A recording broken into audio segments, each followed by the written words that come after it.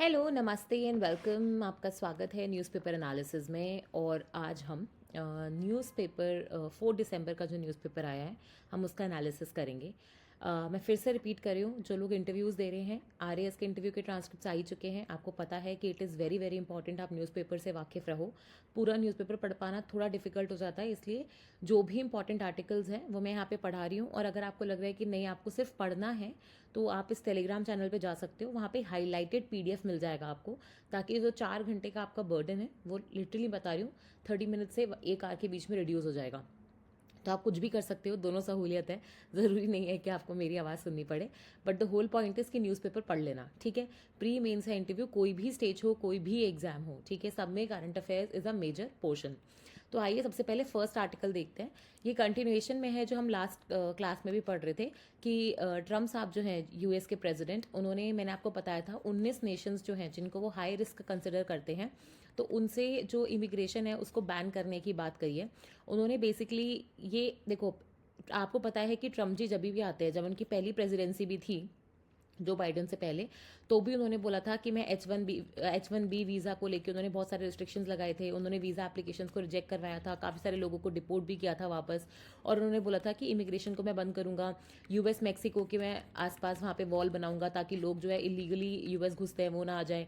Dunki roots वगैरह जो exist करते हैं, जिस पे मूवी भी बनी थी शाहरुख खान की, तो वो सारी चीज़ों को मैं टैकल करूंगा।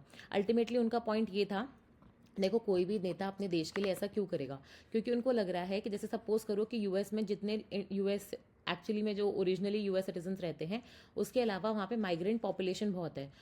अब माइग्रेंट कम्युनिटी का बहुत सारा योगदान है यूएस के ग्रोथ में, डेवलपमेंट में, डाइवर्सिटी में, कल्चरल एक्सेप्टेंस में। लेकिन उसको दरकिनार करते हुए ट्रम्प ये कह रहे हैं कि वहाँ पे जो इमिग्रेशन हो रहा है उसकी वजह से उनके रिसोर्सेज पे स्ट्रेन पड़ता है।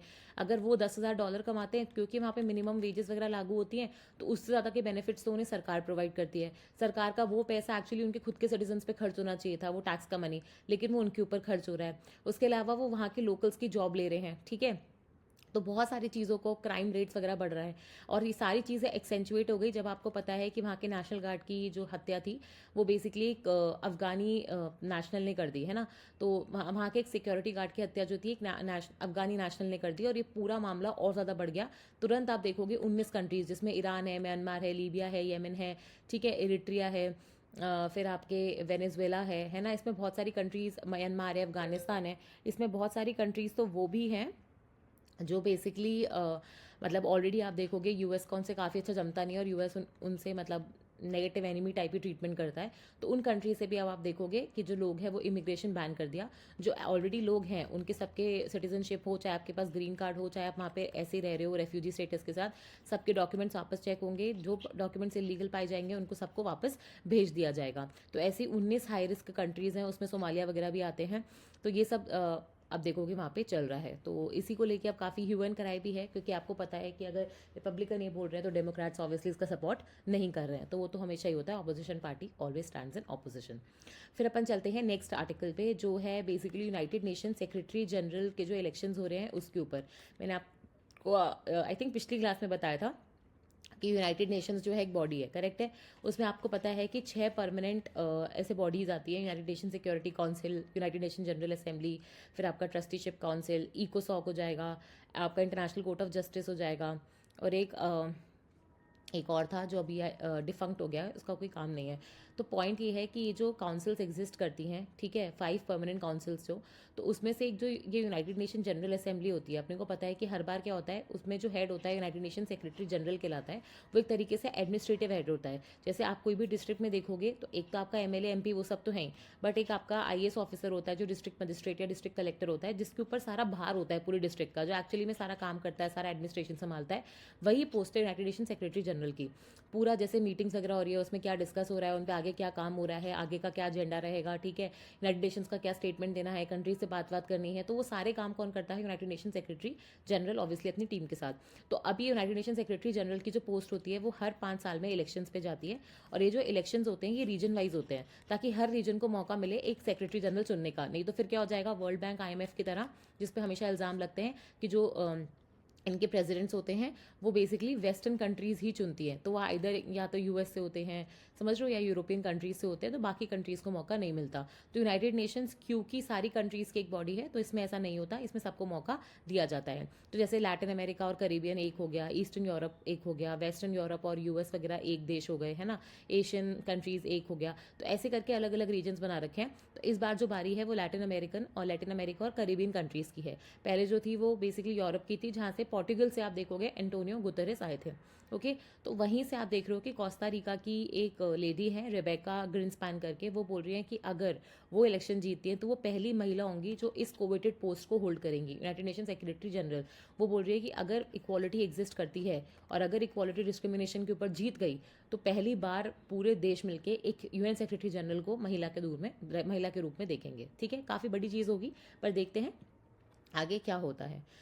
फिर यहाँ पे अगर आप देखोगे, मैंने आपको बताया था ऑस्ट्रेलिया हो गया, आई थिंक मैक्सिको नहीं, ऑस्ट्रेलिया है और मलेशिया था और आई थिंक चिले, 3 देश हैं जिन्होंने जो सोशल मीडिया कंपनीज होती है, जिसमें स्नैपचैट भी आएगा, मेटा भी आएगा, फेसबुक भी आएगा, इंस्टाग्राम भी आएगा, है ना, आपके थ्रेड्स भी आ जाएंगे, टिकटॉक भी आ जाएगा, यूट्यूब भी आ जाएगा, जितनी भी सोशल मीडिया कंपनीज हैं सबको ऑर्डर दिए गए हैं कि जो 16 साल से कम बच्चे हैं उनके लिए कंप्लीटली सोशल मीडिया बैन किया जाए।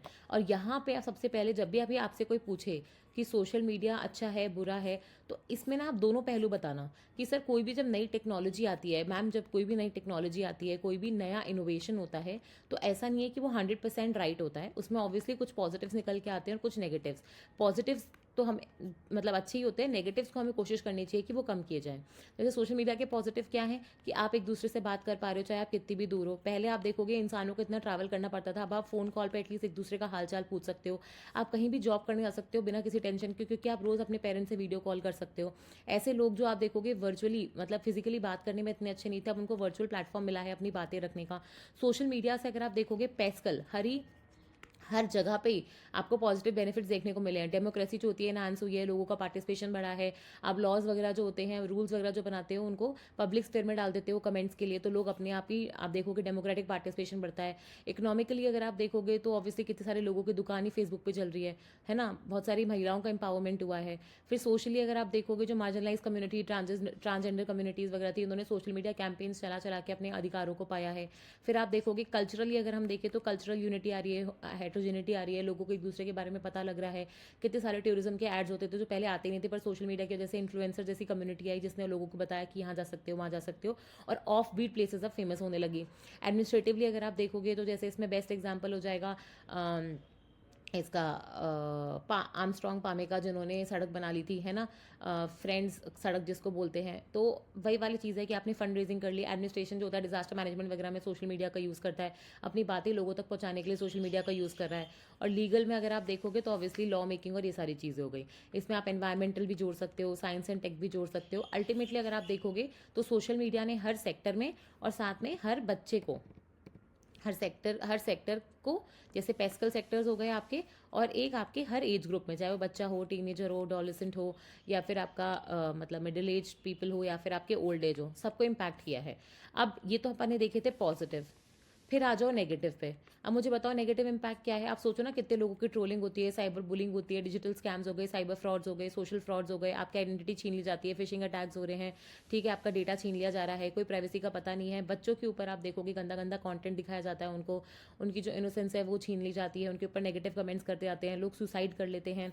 फिर ऑनलाइन कुछ गेम्स आते हैं जैसे blue bird challenge etcetera, bird box challenge etcetera, लोग उसको फॉलो करते हैं। जैसे गो पोकेमॉन आया था, पोकेमॉन मतलब कलेक्ट करने के चक्कर में कितने सारे लोगों के रोड एक्सीडेंट्स हो गए थे, करेक्ट है। इसके बाद आपने कैम्ब्रिज एनालिटिका का फेसबुक वाला कैंपेन देखा होगा कि लोग आपका फिल्टर करके आपकी वोटिंग चॉइसेस को भी इधर उधर कर सकते हैं, है ना।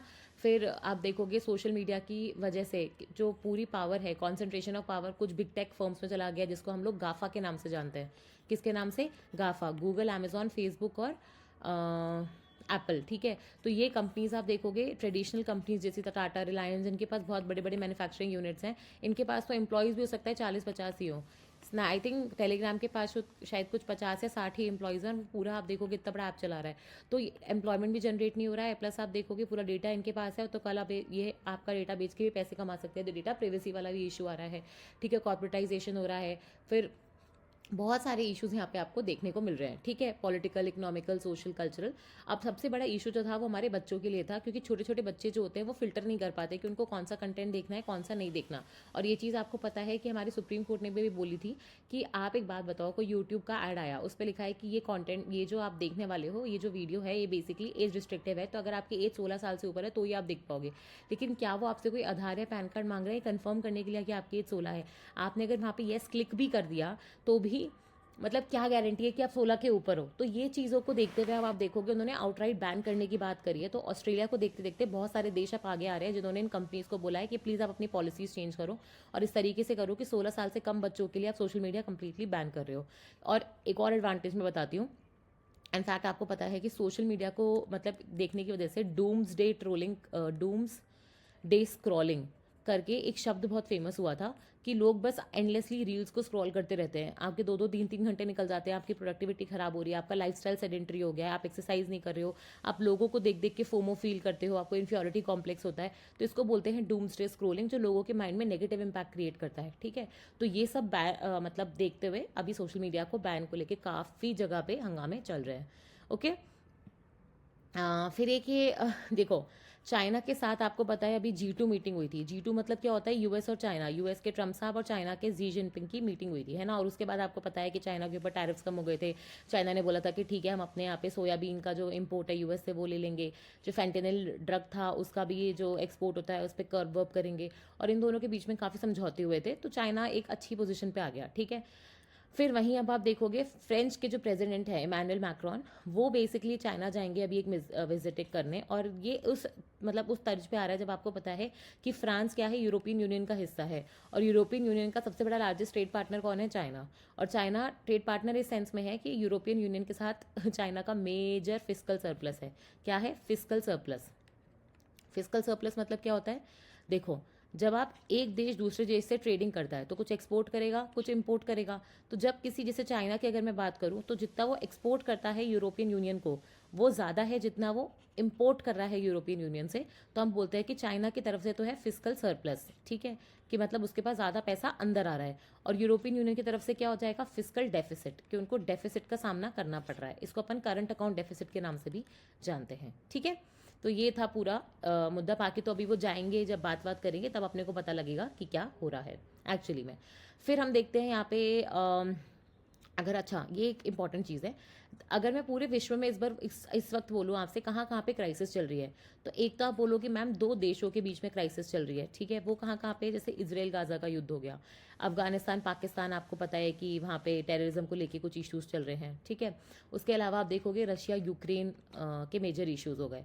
अब अगर मैं पूछूं कि कौन से ऐसे देश है जहाँ पे सिविल वॉर चल रहा है, जहाँ पे देश के अंदर ही कुछ कुछ चल रहा है, सबसे पहले सूडान आ जाएगा। सूडान का क्राइसिस जो वहाँ के आर्म फोर्सेस और पैरामिलिट्री फोर्सेस के बीच में चल रहा है। फिर आप देखोगे इथोपिया में बहुत दिनों से चल रहा है, ठीक है। फिर आप देखोगे नाइजीरिया में कुछ कुछ चल रहा है, ठीक है। उसके अलावा नेपाल में थाई जेंजी का प्रोटेस्ट, ठीक है। बांग्लादेश में इश्यूज चल ही रहे हैं, म्यांमार में इश्यूज चल ही रहे हैं, करेक्ट है। तो ऐसे करके सिविल वॉर्स अगर आप देखोगे तो वेनेजुला में भी बहुत हो रहे हैं। तो बहुत कुछ हर जगह चल रहा है। तो यहाँ पे आप देखोगे अफगानिस्तान पाकिस्तान में और मैंने आपको क्या बताया था, ट्रम्प साहब क्या चाहते हैं? नोबेल पीस प्राइज, ठीक है। तो उस पीस प्राइज को लेने के लिए वो क्या चाहते हैं कि वो जितने भी दुनिया में युद्ध चल रहे हैं ना, सबको बंद करवा दें। अब उन्होंने क्लेम किया कि मैंने इंडिया पाकिस्तान का युद्ध रुकवा दिया। उन्होंने अजरबैजान और आर्मेनिया के युद्ध के भी के ट्रूस की बात करी। रशिया यूक्रेन का आपको पता ही है कि 28 पॉइंट पीस प्लान निकाला है जिस पे बात चल रही है, तो हो सकता है उसका भी कुछ निष्कर्ष निकल जाए, ठीक है। इसराइल गाजा आपको पता ही है कि उन्होंने एक तरीके से सीज फायर करवाई दी थी। और अब पाकिस्तान और अफगानिस्तान के बीच में भी आपको पता है कि उन्होंने ट्रूस करवाई थी, लेकिन ऑल्दो वो वापस ब्रेक हो गई थी, पाकिस्तान ने फिर से अटैक कर दिया था। लेकिन अब फिर से इन दोनों देशों के बीच में आप देखोगे एक सीज फायर की बात चल रही है। सीज फायर मतलब क्या होता है कि दोनों, ऐसा नहीं कि वॉर खत्म हो गया, बस अभी के लिए युद्ध विराम हो गया है, ठीक है। तो अब अभी उनमें से कोई भी देश जो है एक दूसरे के ऊपर अटैक नहीं करेगा, ठीक है। फिर आई थिंक सबसे बड़ी न्यूज़ जो इकोनॉमी सेक्शन में हमें देखने को मिली थी वो यही है कि रुपी जो है भयंकर स्लाइड कर गया है। तो अगर आप इस वक्त फॉरेन एक्सचेंज रेट देखोगे तो डॉलर इतना मजबूत हुआ है कि रुपी 90 रुपीज़ पे है, ठीक है। पहले डॉलर अगर आप देखोगे 70 होता था, 80 होता था, 85 गया था, पर 90 टच नहीं किया था। तो ये बहुत बड़ी बात है, मतलब रुपी की वैल्यू इतनी ज़्यादा डिप्रिशिएट हुई है। अपन ने पहले क्लासेस में भी 2-3 शब्द पढ़े हैं, एक होता है डेप्रीसिएशन, ठीक है, एक होता है अप्रीसिएशन, और एक होता है डीवैल्यूएशन। मैंने आपको ये तीनों शब्दों का मतलब बताया था। तो अगर आप रेगुलरली वीडियोस देखते हो तो आप प्लीज़ कमेंट सेक्शन में ज़रूर बताना कि डेप्रिसिएशन का मतलब क्या होता है, अप्रिसिएशन का मतलब क्या होता है और डीवैल्यूएशन का मतलब क्या होता है। क्योंकि ये इतने कंफ्यूजिंग शब्द हैं आपस में कि कई बार हमको समझ नहीं आता कि सरकार जो कर रही है वो क्या है और जो अपने आप हो रहा है वो क्या है। तो प्लीज़ इन तीनों शब्दों का मतलब बताना, तो ये मुझे भी पता लगेगा कि आप न्यूज़पेपर एनालिसिस डेली देख रहे हो। ठीक है, तो अब ये जो रुपी नीचे गिरा है, देखो जब भी डॉलर्स, $1 सबको 70 रुपये था, तो इसका मतलब है कि आपने $1 दिया तो आपको 70 रुपये मिलते थे। ठीक है, अब आप $1 दोगे तो आपको 90 रुपये मिलेंगे। तो जो यूएस में बैठा हुआ आदमी है, ठीक है, जो इंडिया से सामान खरीद रहा है, एक्सपोर्ट मतलब जो है यूएस को जा रहा है, उसको तो पैसा जो है रुपये में देना है, तो उसको तो $1 में ही 90 रुपये मिल जाएंगे। तो जहां उसको पहले 1 किलो एप्पल मिल रहे थे, अब वहां पे उसको 1.5 किलो एप्पल मिलेंगे। तो हमारे एक्सपोर्ट्स के लिए, निर्यात के लिए तो ये फायदा है कि जो रुपी है वो डेप्रिशिएट हो। इससे क्या होता है, जनरली अपन ये देखते हैं कि अगर आप एक्सपोर्टिंग नेशन हो, जैसे अगर ये चीज़ चाइना के साथ होती है, जो चाइना तो जानबूझ के कई बार अपनी करेंसी नीचे करता है ताकि एक्सपोर्ट्स बढ़े उसके, ठीक है, तो उस वजह से क्या होता है, उनका करंट अकाउंट डेफिसिट जो होता है कम हो जाता है। तो टेक्निकली इंडिया के साथ भी ये होना चाहिए था, क्योंकि हमारा एक्सपोर्ट्स बढ़ता है। जब आप देखोगे डॉलर के प्रति रुपी गिर रहा है, तो इस वजह से हमारा करंट अकाउंट डेफिसिट कम होना चाहिए था। बट एक्चुअली में प्रॉब्लम क्या हुई, क्योंकि इंडिया एक इम्पोर्टिंग नेशन है और हम इम्पोर्ट भी क्या कर रहे हैं, क्रूड ऑयल, ठीक है, हम इम्पोर्ट क्या कर रहे हैं, गोल्ड वगैरह, जो बहुत महंगी चीज़ें हैं। ठीक है, प्लस आप देखोगे अभी रिसेंट टैरिफ्स की वजह से हमारे एक्सपोर्ट जो थे यूएस को, है ना, ये सब जगह पे कम हो गए। तो इस वजह से आप देखोगे इंडिया को नुकसान हो रहा है। हमारा current account deficit I think $30 billion था, वो बढ़ के $50 बिलियन हो गया है। तो वो अच्छा नहीं है। ठीक है, हमें फ़ायदा होना चाहिए। एक्सपोर्ट्स हमारे सस्ते हैं, ज़्यादा एक्सपोर्ट्स हो रहे हैं, लेकिन उसके मुकाबले इम्पोर्ट्स और महंगे हो गए हैं। ठीक है, तो इस वजह से आप देखोगे प्रॉब्लम आ रहा है। बट सबसे इंपॉर्टेंट चीज़ जो आपको जाननी है कि ऐसा क्या हो रहा है कि रुपी गिरता जा रहा है। तो देखो, हमेशा याद रखना, अगर रुपी गिर रहा है तो इसका मतलब है डॉलर बढ़ रहा है। तो कहीं ना कहीं आप देखोगे मार्केट में कुछ ऐसे फैक्टर्स हैं जो रुपी को वैल्यू नहीं कर रहे हैं और डॉलर की वैल्यू बढ़ती जा रही है। ऐसा क्यों होगा? जब आप देखोगे लोगों को इंडियन इकोनॉमी पे कॉन्फिडेंस नहीं रहेगा। जब एफपीआईज जो होते हैं, फॉरेन पोर्टफोलियो इन्वेस्टमेंट जो होते हैं, हमारे देश से भागते रहते हैं, बाहर अपना पैसा ले जाते हैं, तो एक तरीके से मार्केट को डाउन करते हैं। ठीक है, उसके अलावा आप देखोगे जो ये ट्रम्प के साथ कोई डील होने वाली थी वो अभी तक फाइनलाइज नहीं हुई है और होते हुए दिख नहीं रही है ना। प्लस आप देखोगे कि यूएस के साथ जो टैरिफ्स लगे हैं, हमारे जो एक्सपोर्ट्स वगैरह कम हुए हैं, वो अलग एक प्रॉब्लम है। प्लस आप देखोगे कि क्या कहते हैं, ये जो डॉलर है उसका सेंटिमेंट बहुत ज़्यादा है। क्यों? क्योंकि आप देखो जितने युद्ध वगैरह होते हैं तब ऑब्वियसली लोग जो होते हैं सिर्फ हार्ड करेंसीज प्रेफर करते हैं। तो वो सारे चीज़ों को देखते हुए रुपी जो है बहुत तेज़ी से गिरा है अभी। और एक और कारण और है, देखो जनरली क्या होता है, इंडिया में मैनेज फ्लोट सिस्टम होता है। ये सारी चीज़ें ना आप इकोनॉमिक्स में ऐसे रैंडमली पढ़ते हो। करंट अफेयर्स एक ओनली तरीका है जिससे आप ये सारी चीज़ों को कंसोलिडेट करके एक जगह समझ सकते हो। तो यहाँ इंडिया में क्या होता है, अपन लोग मैनेज फ्लोट सिस्टम फॉलो करते हैं। आपको पता है एक्सचेंज रेट सिस्टम्स जो होते हैं 2-3 टाइप के होते हैं। एक होता है फिक्स्ड, जहाँ पे अपने अपनी करेंसी को फिक्स कर दिया। जैसे भूटान ने अपनी करेंसी को इंडियन रुपी के लिए पेग कर रखा है। तो जब इंडियन रुपी मूव करेगा तभी भूटान की करेंसी मूव करेगी। तो वो तो होता है फिक्स्ड एक्सचेंज रेट सिस्टम। जहाँ नहीं, वो तो होता है फिक्स्ड, मतलब होता है कि आपने बोल दिया कि भाई $1 30 ही रहेगा। ठीक है, अब वो फिक्स कर दिया। अब मार्केट में सपोज हो सकता है कि डॉलर जो है ज़्यादा क्वांटिटी में लोग मांग रहे हो, रुपी नहीं मांग रहे हो, तो ऑब्वियसली रुपी सस्ता हो जाएगा। लेकिन फिर क्या करेगी आरबीआई, आपका सेंट्रल बैंक इसमें इंटरवीन करेगा और इसी रेट पे रखेगा। इसको बोलते हैं फिक्स्ड। एक होता है पेग्ड। पेग्ड मतलब क्या होता है कि आपने अपनी करेंसी को किसी और करेंसी के साथ पेग कर दिया। जैसे भूटान ने अपनी करेंसी को इंडियन रुपी के साथ पेग कर दिया, तो जब इंडियन रुपी मूव करेगा तब भूटानीज करेंसी मूव करेगी। तो वो तो हो गया आपने किसी के साथ पेग कर दिया। जैसे इंडिया ने आप देखोगे 1970 के पहले अपनी करेंसी को डॉलर के साथ पेग कर रखा था, तो जो डॉलर मूव करेगा हमारी करेंसी भी मूव करेगी। एक होता है floating, free float. Free floating का मतलब क्या होता है कि आपकी करेंसी कैसे भी ऊपर नीचे जा सकती है। जैसे अब ये हो रहा है ना कि रुपी कभी 90 है, कभी 70 है, कभी 80 है, तो वो कैसे भी हो सकता है। उसमें सेंट्रल बैंक जो है कंट्री का, वो हस्तक्षेप नहीं करेगा। वो होता है आपका फ्री फ्लोट। ठीक है, और लास्ट होता है आपका मैनेज्ड फ्लोट। ठीक है, मैनेज फ्लोट का मतलब क्या होता है कि वैसे आपकी करेंसी फ्री फ्लोटिंग है, लेकिन बीच बीच में आप देखोगे आरबीआई या सेंट्रल बैंक जो है इसमें हस्तक्षेप कर सकती है, ताकि करेंसी की वैल्यू ना बहुत ज़्यादा गिरे ना बहुत ज़्यादा ऊपर हो। ठीक है, तो मतलब फ्री फ्लोटिंग है, लेकिन बीच बीच में आरबीआई इंटरवीन कर सकती है। अब जनरली इंडिया जो होता है मैनेज फ्लोट सिस्टम फॉलो करता है। जब भी इंडिया की करेंसी बहुत ऊपर या बहुत नीचे जाती है तो आरबीआई तुरंत इंटरवीन करता है। अब मुझे बताओ कि अगर आपका रुपी जो है वो गिर रहा है तो आरबीआई उसको कैसे बढ़ाएगा? आरबीआई मार्केट में रुपी की शॉर्टेज ला देगा। ठीक है, रुपी बेसिकली खरीद लेगा और डॉलर बेच देगा। तो ऑब्वियसली जब मार्केट में डॉलर की सप्लाई बढ़ जाएगी और रुपी की सप्लाई कम हो जाएगी तो अपने आप रुपी की वैल्यू बढ़ जाएगी। तो आरबीआई मैनेज कर लेता है। ठीक है, पर इस बार क्या हुआ है कि 90 रुपीज़ तक जाते जाते भी आरबीआई ने ने कुछ भी हस्तक्षेप नहीं करा है। तो ये भी वन ऑफ द रीजंस है कि रुपये की वैल्यू इतनी डेप्रिशिएट हुई है। ठीक है, सबसे मैंने बहुत सारी चीज़ें आपको एक छोटे से कॉन्सेप्ट में समझाई हैं, और ये सारी चीज़ें आप इकोनॉमिक्स में अलग अलग जगह पढ़ते हो। ठीक है, तो यही एक फ़ायदा होता है न्यूज़पेपर एनालिसिस सुनने का, कि आपको बहुत सारे नए कॉन्सेप्ट्स एक जगह मिल जाते हैं। फिर ये पूरा संचार साथी का जो क्या कहते हैं ऑर्डर आया था, अब सरकार ने पहले एक दिन उसको बहुत डिफेंड किया। आपको बताइए ज्योतिरादित्य सिंधिया हैं, जो हमारे मिनिस्टर हैं, तो उन्होंने बहुत डिफेंड किया, लेकिन ऑब्वियसली इतना ऑपोजिशन के बाद उन्होंने फाइनली बोल दिया है कि ठीक है, हम स्क्रैप करते हैं, कोई प्री इंस्टॉलेशन मैंडेटरी नहीं है, आपकी अपनी मर्जी है, अगर ऐप अच्छी लगेगी तो आप वैसे भी उसको डाउनलोड कर लोगे।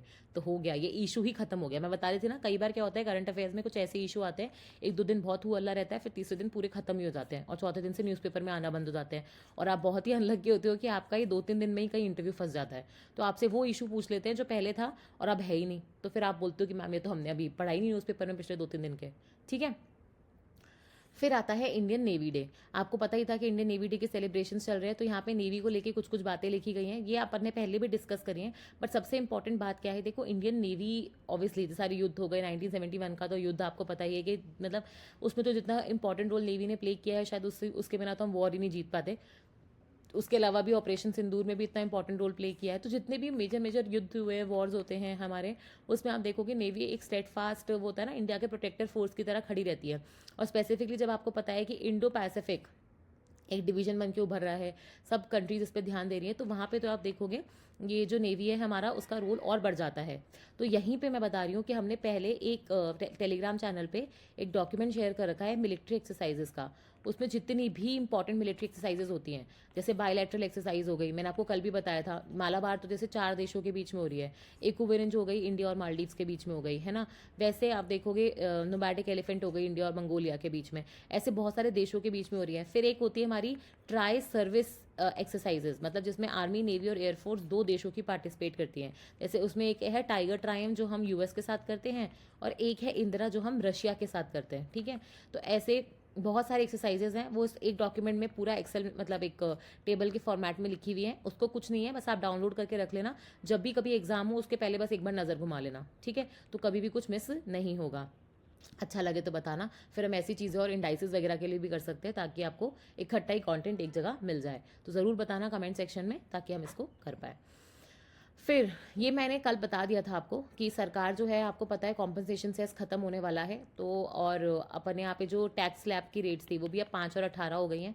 तो जो सिन प्रोडक्ट्स होते हैं, जो डीमेरिट गुड्स होते हैं, क्योंकि मैंने आपको कल भी बोला था कि सिगरेट को सस्ता नहीं करना चाहेंगे, सिगरेट और टोबैको और पान मसाला वगैरह को महंगा करना चाहेंगे, तो उनके ऊपर अभी सेस तो लग नहीं रहा, तो इसलिए उनके ऊपर एक एक्स्ट्रा मतलब उनके ऊपर अब क्या करेंगे, एक एक्स्ट्रा सेस टाइप का लगाएंगे, एक तरीके से जो पहले ज़माने में एक्साइज ड्यूटी लगती थी उस तरीके का ही होगा। और ये जो पूरा सेस सरकार कलेक्ट करेगी, ताकि स्टेट्स मंजूरी दे इसको कलेक्ट करने की, तो स्टेट सेंटर जो होगा वो स्टेट्स के साथ इसको शेयर करेगा। तो यही एक न्यूज़ है कि मतलब इसमें पूरा बता रखा है। अल्टीमेट ऑब्जेक्टिव यही है कि जैसे अगर आप 100 रुपये का सिगरेट खरीदते हो, तो एक्चुअली में चाहे कितने का भी हो, इस पर 40% टैक्स लगाना ही लगाना है, ताकि लोग डिस्करेज हो ऐसे प्रोडक्ट्स को खरीदने के लिए, क्योंकि ये डीमेरिट गुड्स होते हैं।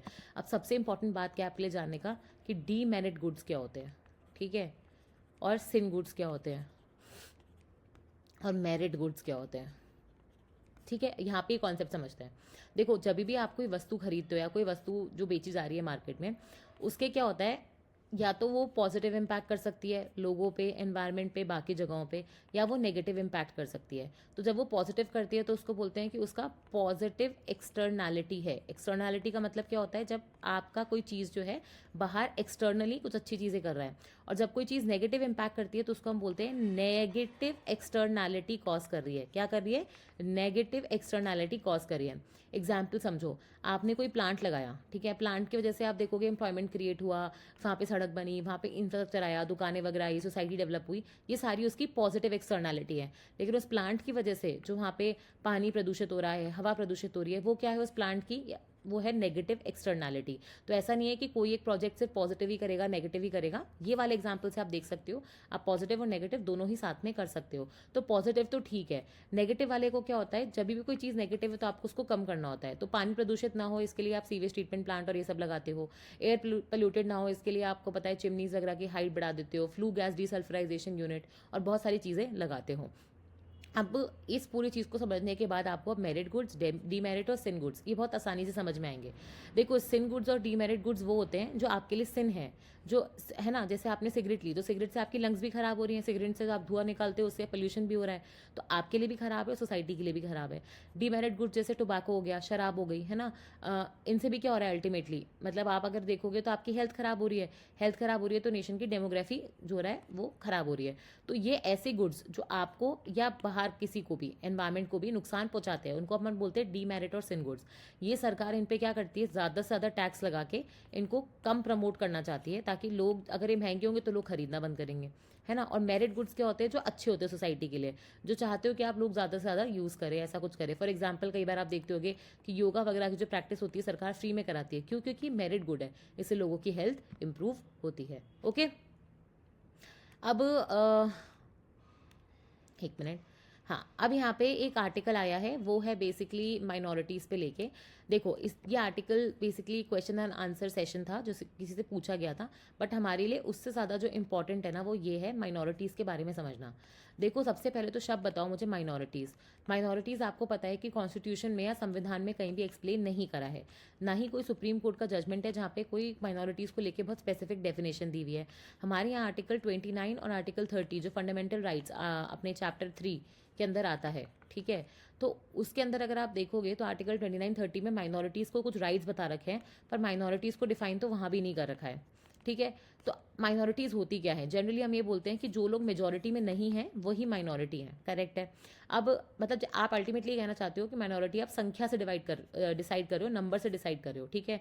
तो अगर सपोज करो कि एक सिटी है, वहाँ पे 100 लोगों की पॉपुलेशन है, अगर उसमें से 80 लोग किसी एक कम्युनिटी को बिलोंग करते हैं, है ना, या 90 लोग किसी एक कम्युनिटी को बिलोंग करते हैं, और 10 ही लोग हैं जो दूसरी कम्युनिटी को बिलोंग करेंगे, तो 10 लोग अपने आप वहाँ पे माइनॉरिटी में आ जाएंगे।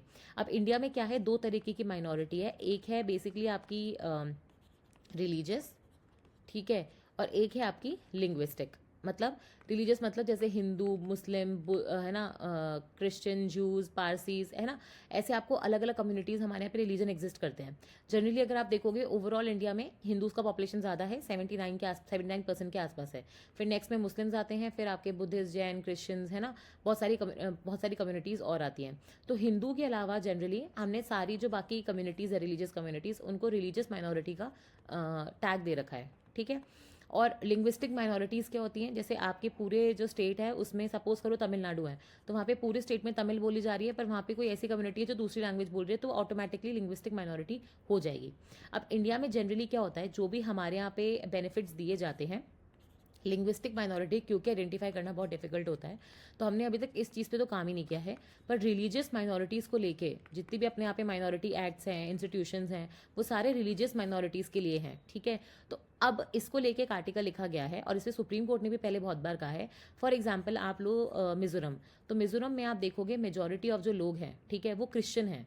वहाँ पे इनफैक्ट आप देखोगे हिंदूज माइनॉरिटी में है, लेकिन क्योंकि आपने माइनॉरिटी की जो डेफिनेशन है वो पूरे नेशन के हिसाब से डिसाइड कर रखी है, तो हिंदू हमेशा मेजॉरिटी में ही कंसिडर किए जाते हैं। तो जो बेनिफिट्स एक माइनॉरिटी कम्युनिटी को मिलने चाहिए वो हिंदूज़ को मिजोरम में नहीं मिलते, क्योंकि हिंदूज़ को आपने मान के रखा है कि वो मेजॉरिटी कम्युनिटी है, जबकि आप देखोगे उस पर्टिकुलर स्टेट में हो सकता है वो माइनॉरिटी हो। वैसे ही आप देखोगे लक्षद्वीप में 90% ज़्यादा पॉपुलेशन मुस्लिम्स है, ठीक है। तो मुस्लिम ऑल दो माइनॉरिटी कम्युनिटी है, बट उस पर्टिकुलर शहर में, उस पर्टिकुलर स्टेट में तो वो मेजॉरिटी है, तो फिर भी आप देखोगे उनको माइनॉरिटी के बेनिफिट्स मिल रहे हैं। तो ये बहुत बार सुप्रीम कोर्ट ने भी कहा है कि माइनॉरिटी कम्युनिटी को आइडेंटिफाई करना बहुत इंपॉर्टेंट है, और ये जो आइडेंटिफिकेशन है वो स्टेट वाइज और इफ़ पॉसिबल डिस्ट्रिक्ट वाइज होना चाहिए, ताकि सपोज करो कि एक स्टेट है उसमें मेजॉरिटी पॉपुलेशन मुस्लिम है, लेकिन एक पर्टिकुलर डिस्ट्रिक्ट है वहाँ पे सारे के सारे आप देखोगे जैन्स हैं, तो जैन्स उस डिस्ट्रिक्ट में अगर आप देखोगे मेजॉरिटी है, लेकिन स्टेट में हो सकता है माइनॉरिटी हो, तो उस डिस्ट्रिक्ट में रहने वाले जैन्स को आप देखोगे माइनॉरिटी के जो बेनिफिट्स हैं वो नहीं मिलने चाहिए। मतलब ये मैं नहीं कह रही हूँ, इसलिए नीचे कमेंट सेक्शन में कुछ भी गंदा नहीं लिखेंगे। ये बेसिकली सुप्रीम कोर्ट ने बहुत पहले कहा था कि डिस्ट्रिक्ट वाइज और स्टेट वाइज माइनॉरिटी का आइडेंटिफिकेशन करो, ताकि अपन जो बेनिफिट्स मिलने चाहिए माइनॉरिटीज़ को वो सच में माइनॉरिटी कम्युनिटीज़ तक ढंग से पहुँचें, जो मेजॉरिटी कम्युनिटीज़ हैं वो उसको इन्जॉय ना करें, और यही वो पूरे आर्टिकल में समझाया गया है, ठीक है। इसमें मैंने थोड़ा सा तड़का और डाल दिया कि सुप्रीम कोर्ट के जजमेंट्स ने पहले पहले क्या कहा है। फिर यहाँ पे एक आर्टिकल आया है कि जो सेबी है हमारा मार्केट रेगुलेटर, वो बेसिकली क्या करेगा, जो अपने लो रिस्क फॉरेन इन्वेस्टर्स होते हैं वो डायरेक्टली पार्टिसिपेट कर पाएंगे इंडियन सिक्योरिटीज़ मार्केट में। ठीक है, एक सिंगल विंडो एक्सेस दिया जाएगा उनको, ताकि वो मतलब है ना अपने देश में, देखो अपने इंडिया में क्या होता है, इन्वेस्ट करने से पहले इतने सारे रेगुलेशंस होते हैं जो फॉलो करने होते हैं एक फॉरेन इन्वेस्टर को। तो वो सोचता है कि इससे तो बेटर है मैं यार चाइना वाइना जाके कहीं और इन्वेस्ट कर लूँ, इतना सारा रेगुलेशंस फॉलो करूंगा, फालतू में इतना टाइम लगेगा। तो इस चीज़ को एक्सेस ईजी करने के लिए अब ये क्या है, बड़ी बड़ी जो हेज फंड्स होती हैं, कंपनीज होती हैं, वो तो कर लेती हैं, लेकिन जो छोटे मोटे इन्वेस्टर्स हैं है ना, वो फिर इन चीज़ों से मतलब दूर भागते हैं। तो उनके लिए कंप्लायंस को ईजी करने के लिए एक सिस्टम लाया गया है जिसका नाम है स्वागत FI। ठीक है, single window automatic and generalized access for trusted foreign investors, जो कि ईजियर इन्वेस्टमेंट देगा, कंप्लायंस मैकेनिज्म को ईजी कर देगा, किसके लिए, फॉरेन इन्वेस्टर्स के लिए। ठीक है, फिर एक ये आर्टिकल आया है AI फ्रेंजी को लेके। आपको मैंने पहले भी बताया था कि AI का बोल रहे हैं कि बबल आने वाला है और वो सारी चीज़ें चल रही हैं। और अब सबसे बड़ी प्रॉब्लम जो मार्केट में आ रही है वो है चिप्स की। आपको पता है कि अपने यहाँ पे कंप्यूटर में जैसे CPU होता है ना, तो उसमें GPU और ये सारे यूनिट्स लगते हैं और उसी से आप देखोगे वो पूरा कंप्यूटर काम करता है। अब क्योंकि जो सारी चिप्स हैं उनका डाइवर्जन होने लगा है AI, तो चिप्स की शॉर्टेज हो गई है। सैमसंग, माइक्रॉन है ना, हाइनेक्स, ये सारी कंपनीज है जो चिप्स बनाती हैं। और ये जो चिप, अब आपको पता है निवीडिया की चिप्स के लिए भी इतना कंपटीशन चल रहा था। तो ये क्या हो रहा है कि चिप्स की शॉर्टेज बढ़ती जा रही है, इनफैक्ट इतनी बढ़ गई है कि इनके जो प्राइस है वो डबल हो गए हैं, और जो मैन्युफैक्चरर्स हैं वो उसकी सप्लाई को मैच ही नहीं कर पा रहे हैं। ठीक है, AI में भी आप देखोगे चिप्स का यूज़ पड़ रहा है, तो वो क्या कर रहे हैं, वो क्योंकि वहाँ पे दाम अच्छा मिल रहा है तो वहाँ अपनी चिप्स को डाइवर्ट कर रहे हैं, जिस वजह से जो ट्रेडिशनल लैपटॉप्स और कंप्यूटर्स में चिप्स लगती हैं उनकी शॉर्टेज आ रही है। तो वो ये बता रहा है कि कैसे ग्लोबल सप्लाई चेन क्राइसिस आ गया है बिकॉज ऑफ AI। ठीक है, कई बार देखो आप सोचते नहीं हो ना कि एक नई चीज़ आने के जैसे हो सकता है कि पुरानी सप्लाई चेन्स में क्या इम्पैक्ट पड़ जाए, तो ये इम्पैक्ट आपको देखने को मिलता है। फिर आपको पता है, देखो आपने हमेशा क्या देखा है कि रॉकेट अपना लॉन्च होता है, तो जैसे इंडिया में इसरो का अगर आप रॉकेट लॉन्चिंग देखोगे तो ऐसे होता है, नीचे से ऐसे धुआं धुआं निकलता है, रॉकेट लॉन्च हो जाता है। बट क्या वो रॉकेट वापस लौट के आता है? नहीं आता, वो एक बार अंतरिक्ष में चला जाता है, फिर उसके बाद मतलब कहीं गुम हो जाता है। तो आपको पता है कि इस पूरी फील्ड में स्पेस एक्स नाम की कंपनी है जो इलॉन मस्क की है। उन्होंने एक रेवोल्यूशन लाया था जहाँ पे उन्होंने वर्टिकल रीयूजेबल रॉकेट्स बनाए थे। उसका मतलब क्या है कि आपका रॉकेट लॉन्च हुआ, उसने अपनी सैटेलाइट को यूनिवर्स में या स्पेस में डाला, और उसके बाद वो वापस धरती पे आ गया ताकि आप उसको फिर से यूज़ कर सको, उसमें कुछ पार्ट्स ऐड करके। ठीक है, इसको बोलते हैं रीयूजेबल रॉकेट। मतलब इससे अगर आप बोलोगे कि रॉकेट लॉन्चिंग का खर्चा 100 करोड़ है, तो उससे जो खर्चा था सीधा 1/3 आ गया, क्योंकि आपने रॉकेट के जो बहुत सारे इंपॉर्टेंट पार्ट्स थे वो फिर से यूज़ कर लिए। तो स्पेस एक्स ने आप देखोगे बहुत कमाल की चीज़ करी थी, एक नया इनोवेशन था रीयूजेबल रॉकेट्स के लिए। फिर आते हैं बेसिकली जेफ बेजोस, जो अमेजोन चलाते थे, ब्लू ओरिजिन उनकी कंपनी आई थी, ब्लू ओरिजिन। उन्होंने भी क्या करा, दुनिया का सेकंड रियूजेबल रॉकेट बनाया जो कि ऊपर जाके फिर से नीचे आ सकता है। अब इसी तर्ज पे आपको पता है कि इंडिया भी रीयूजेबल रॉकेट लॉन्चिंग व्हीकल पे काम कर रहा है, और वैसे ही आप देखोगे चाइना भी कर रहा था, और चाइना के जो रियूजेबल रॉकेट है उसका नाम है लैंडस्केप। और आपको जान के हैरानी होगी कि जैसे स्पेस एक्स एक प्राइवेट कंपनी है, ब्लू ओरिजिन एक प्राइवेट कंपनी है, वैसे लैंडस्केप भी चाइना में एक प्राइवेट कंपनी है जिन्होंने अपना ये रॉकेट मतलब लॉन्च किया था रियूजेबल। ऑल्दो ये टेस्ट फेल हो गया, लेकिन एक बहुत बड़ा कदम है। अगर चाइना इसमें सक्सेसफुल हो गया तो ट्रस्ट मी, मतलब स्पेस को भी कैप्चर करने में अब वो टाइम नहीं लगाएगा। ठीक है, ये वो आर्टिकल है कि क्यों आप देखोगे ये जो 90 वाला मार्क है ये कैसे पहुंचा है, तो ये अपन ने पहले ही डिस्कस कर लिया। आप यहाँ से इसको रीड कर सकते हो, और यहाँ से अगर ये अनरीडेबल है तो आप टेलीग्राम चैनल पे वो हाईलाइटेड PDF एक बार देख सकते हो। ठीक है, फिर ये मॉन्टेक सिंह, एक मिनट, ये मॉन्टेक सिंह आलूवालिया जी का एक आर्टिकल आया और उत्कर्ष पटेल जी का, ये आया है बेसिकली क्लाइमेट एम्बिशन पे। देखो इसमें ऐसा कुछ नया नहीं है जो मुझे आपको बताना है, बट इन्होंने एक 7 पॉइंट स्ट्रैटेजी दी है कि क्लाइमेट में अगर हमें इंडिया को जो अपना टारगेट है कि 2070 तक हमें नेट न्यूट्रलिटी वगैरह अचीव करनी है, या फिर हमें अभी आपको पता है कि जैसे जो समिट हुई थी तो वहाँ पर डिसाइड किया गया था कि अब कंट्रीज़ को 2035 तक के अपने NDCs देने पड़ेंगे। ठीक है, तो उसके लिए वो बोल रहे हैं कि इंडिया के पास ये 7 पॉइंट्स है जो वो कर सकता है। जैसे एक उन्होंने बोला है कि इंडिया ने अपना एमिशन इंटेंसिटी का टारगेट दिया था। एमिशन इंटेंसिटी का मतलब क्या होता है, यह तो इंटरव्यू में पूछा भी गया था। ठीक है, एमिशन इंटेंसिटी का मतलब होता है कि एक देश कितना एमिशन दे रहा है अपने GDP के हिसाब से। ठीक है, तो इंडिया ने बोला था कि हम पहले इसको 25 से 30% कम करेंगे, फिर हमने इसको 40% का टारगेट कर दिया था, 40 से 45% का। अब मॉन्टेक सिंह जी बोल रहे हैं कि इस टारगेट को ही बढ़ा दो, 70-80% कर दो, क्योंकि इंडिया में क्या होगा कि आपको पता है GDP बढ़ेगी, हमारा GDP का ग्रोथ रेट भी बढ़ रहा है, तो हमारे एमिशन भी बढ़ेंगे, तो कहीं ना कहीं हमें एमिशन इंटेंसिटी का टारगेट भी बढ़ाना चाहिए।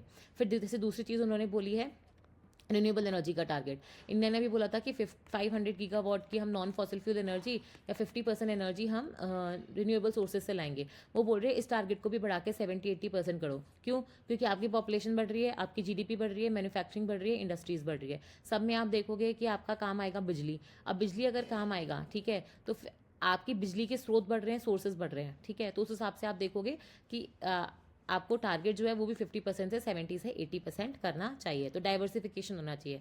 फिर जैसे तीसरा उन्होंने बोला था कि जो अपने कोल पावर प्लांट्स होते हैं, जो अनअबेटेड कोल पावर प्लांट्स है, जो अनअबेटेड कोल बेस्ड जनरेशन हो रहा है, उसको बंद करना चाहिए, ठीक है, और इसका भी हमें टारगेट बनाना चाहिए ताकि हम 2035 तक अपने एमिशंस को पीक करके फिर नीचे आ जाएं। फिर वैसे उन्होंने बोला है कि एक सबसे इंपॉर्टेंट पार्ट जो होता है ट्रांसपोर्ट सेक्टर है। आपको पता है व्हीकल एमिशंस की वजह से दिल्ली की हालत क्या है, तो ट्रांसपोर्ट सेक्टर का डीकार्बोनाइजेशन भी बहुत ज़रूरी है। तो इसमें उन्होंने बताया जैसे रेलवे ने प्लान लिया था कि हम जो है आई थिंक 2030 तक ये पूरा इलेक्ट्रिफिकेशन कर लेंगे, तो बोल रहे कि टारगेट को आगे करके 2027-28 में ही अचीव कर लेना चाहिए, ठीक है। तो ऐसे करके उन्होंने 2-3 चीज़ें बोली है। रिन्यूएबल्स को बढ़ा देना चाहिए, इलेक्ट्रिसिटी प्राइसिंग पे ध्यान देना चाहिए, है ना। तो देखो मैं आपसे सच बता रही हूँ, ये वाला जो आर्टिकल है ना एज सच बहुत इंपॉर्टेंट नहीं है, बट मेंस में इसमें एक दो चीज़ें आप लिख सकते हो और वहाँ पे आप मेंशन कर सकते हो as said by Montek Singh Ahluwalia, क्योंकि ये अर्स्टवाइल प्लानिंग कमीशन के मेंबर रह चुके हैं और काफ़ी अच्छा इनके वेटेज पड़ेगा अगर आप इनकी बात को, मतलब इनके कोई पॉइंट को लिख के इनका नाम यहाँ पे लिख दोगे, ठीक है। तो ये बस उसी में मेन्स के लिए जो आप आंसर राइटिंग एनहांस करते हो ना, वहीं पर काम आएगा, ठीक है। तो आज का न्यूज़पेपर एनालिसिस इतना ही था, क्योंकि एक दिन का था। अगर 2 दिन का होता है तो जनरली 1 घंटे तक चला जाता है। तो और बाकी आपको जो मैंने क्वेश्चंस पूछे उनके आंसर ज़रूर दीजिएगा और फिर से मिलेंगे हम लोग। तब तक के लिए थैंक यू।